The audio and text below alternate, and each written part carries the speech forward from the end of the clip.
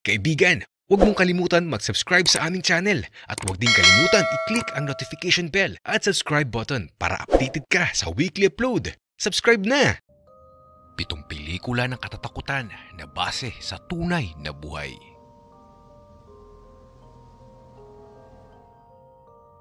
Number 1, A Nightmare on Elm Street, 1984. Isang pambihirang pelikula noong taong 1984 na kung saan ang killer sa nasabing pelikulang ito ay pumapatay sa panaginip ng biktima habang ito ay mahimbing na natutulog. Inspirasyon nito ang totoong kwento na ayon sa serye ng isang diaryo sa Los Angeles tungkol sa isang hindi maipaliwanag na pangyayari kung saan ang isang batang Asyanong refugee ay misteryosong namatay at ito ay habang natutulog. Naiulat umano na kaugnay sa nasabing insidente, ang mga kasama nito ay hindi na ginusto pang matulog dahil sa takot na bangungutin at kanilang ikamatay. Ang isa namang kwento ay tungkol sa anak ng isang doktor na ayaw umanong matulog dahil sa takot nito kapag siya ay binabangungot. Sa loob ng 6 hanggang 7 araw na nanatiling gising ang binatang ito. Kahit pa binibigyan na nila ng pampatulog, gising pa din ang binata. Isang gabi dahil sa sobrang pagod nakatulog ito. Subalit makalipas ang ilang oras, nakarinig sila ng sigaw at ungol mula sa kwarto. At nang makarating ang pamilya nito sa kanyang kwarto, wala na siyang buhay. Ang nakakapagtaka ayon sa pagsusuri, wala namang indikasyon ng anumang dahilan ng kamatayan nito.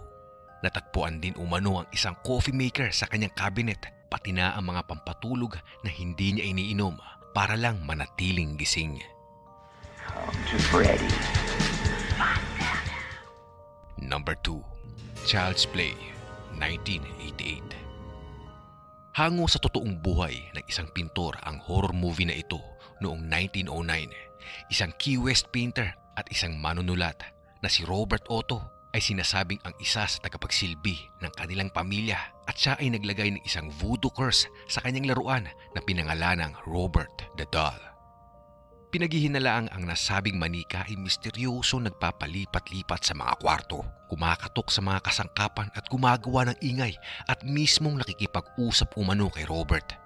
Ang nasabing Robert the Doll ay nananatili sa attic ng kanilang bahay hanggang sa si Otto ay namatay noong taong 1974 hanggang sa may bagong nagmay-ari sa kanya sa nasabing bahay na ito.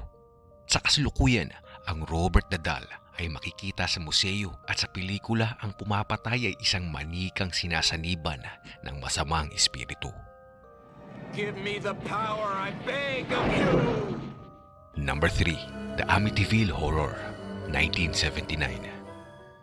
Base sa kwentong nasulat na libro na The Amityville Horror na kung saan naglalaman ng mga paranormal na pangyayari sa pamilyang Lutz noong taong 1975 at napagpasyang lumipat ng pamilya sa 112 Ocean Avenue na kung saan lingid sa kanilang kaalaman ay nangyari ang brutal ng pagpatay ni Ronald DeFeo sa buo niyang pamilya. 13 buwan ang nakakaraan bago sila dumating sa nasabing bahay na ito.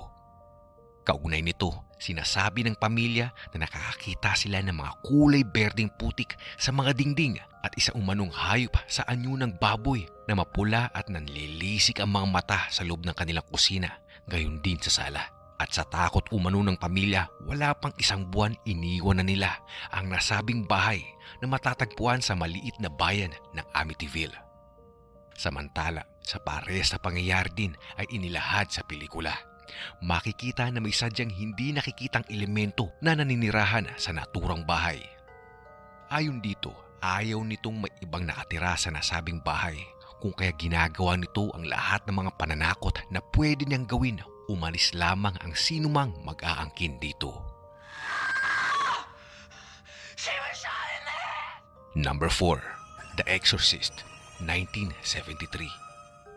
Ang may akda at manunulat ng pelikula ng The Exorcist na si William Peter Blatty ay hinango ito sa isang artikulo sa unang balita noong taong 1949 sa The Washington Post. Isa ito sa mga pelikulang pumatok sa mga manonood dahil sa hindi pangkaraniwang kwento nito. Ang istorya ay tungkol sa 2 Katolikong pari. na nagsasagawa ng exorcism sa isang batang babae na si Regan na ginagampanan ni Linda Blair, kung saan siya ay nagsimulang kumilos ng kakaiba tulad ng paglutang niya sa hangin at pagsasalita na hindi nila maipaliwanag at pinaniniwala ang sinasaniban ito ng demonyo. Nagsimulang mag-alala at humanap ng lunas na medikal ang kanyang ina na si Ellen Burstyn hanggang sa nawala na ito ng pag-asa sa huli. At isang paring lokal na si Father Jason Miller ang naghihinalang pinamamahayan ng katawan ng bata ng demonyo, kung kaya't iminungkahi nitong magsagawa ng exorcism, kung saan nagpadala ng isang paring eksperto ang simbahan at ito ay si Father Max von Sydow upang gawin nila ang nasabing exorcism. David! Amen. Number 5. Scream, 1996.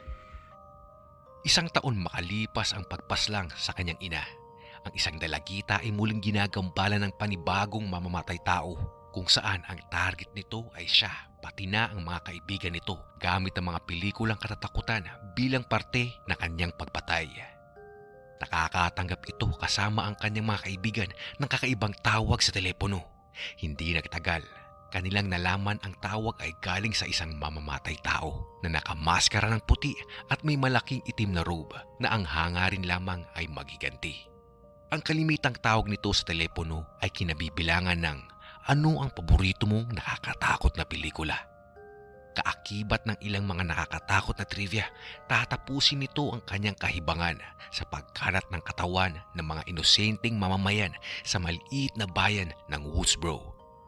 Ang pelikulang ito ay tinuturing na isa sa mga pinakamagaling na pelikula at hinangaan ng mga malalaking kritiko at mga skolar.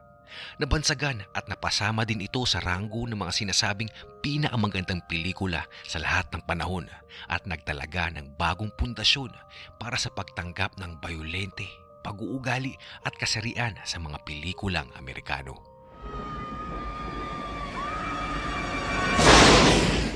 Number 6. The Conjuring, 2013. Sa direksyon ni James Wan, na isa sa mga pinakamagaling at matagumpay na direktor sa mga lumipas na taon, bago ang kanyang tagumpay sa mainstream film industry, ginawa niya ang kanyang unang pelikulang Stygian na tampok si Shannon Young na nanalo ng Best Guerrilla Film sa Melbourne Underground Film Festival.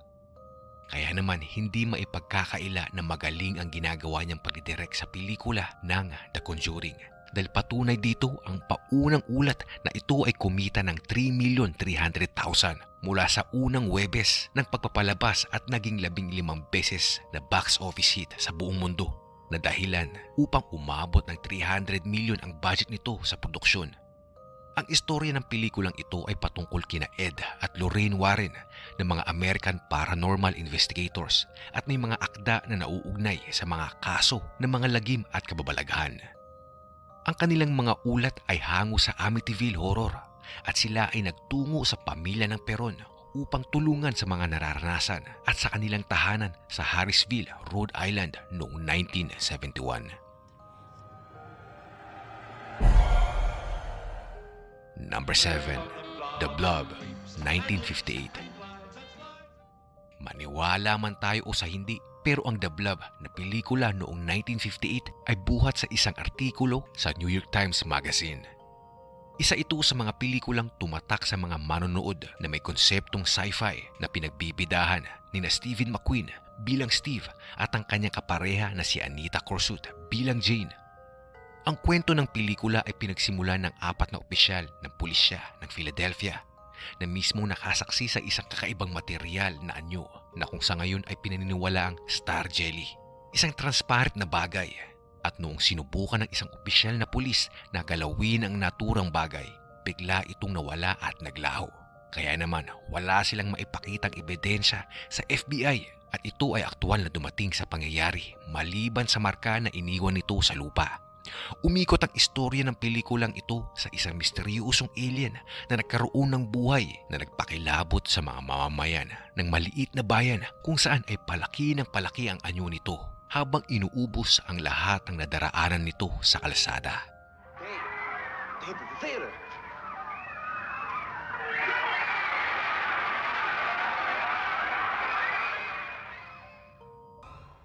Salamat sa panonood nyo ng videong ito. Ipaalam nyo sa amin kung alin sa palagay ninyo ang kakaiba, extreme o sadyang nakakadiri. Interesado kami na malaman ang iniisip nyo sa comments. Panoorin nyo rin ang mga videong ito at huwag kalimutan mag-like at mag-subscribe. Salamat!